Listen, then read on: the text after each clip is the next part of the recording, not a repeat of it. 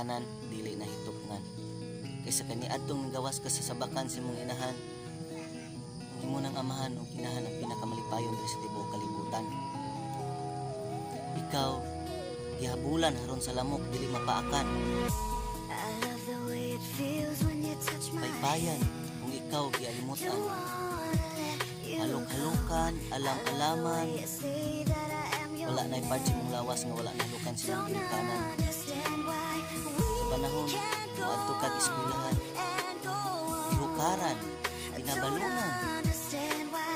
Dayon ingon sa inahan, ang kamot na para na nimo tanan. Sa dihang ikaw ang anaanas kong haan, nag-abot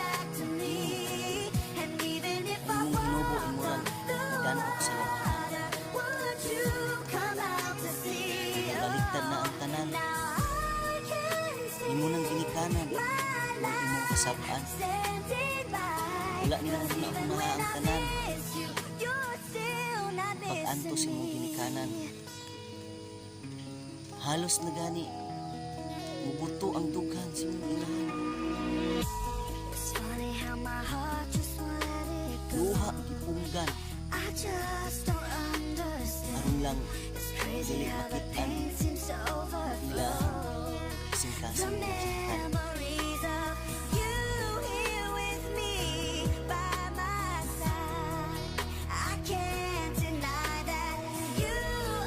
Ako na ka, nakasaktan na.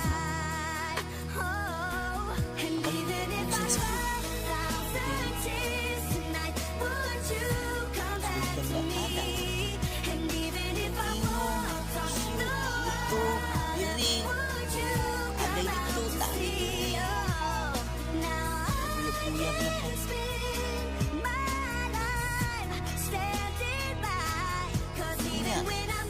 Nabuntis na, wala pa pabuntis.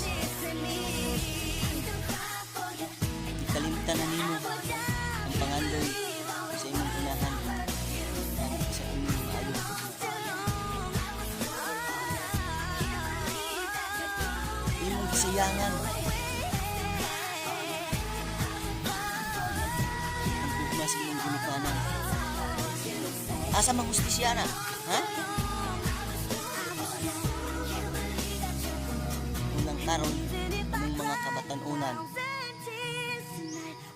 dili pa ulahi ang tanan, ayaw baliwala ang gugma sa imong ginikanan aron dili gaba ang imong madawat gikan sa kahinasan.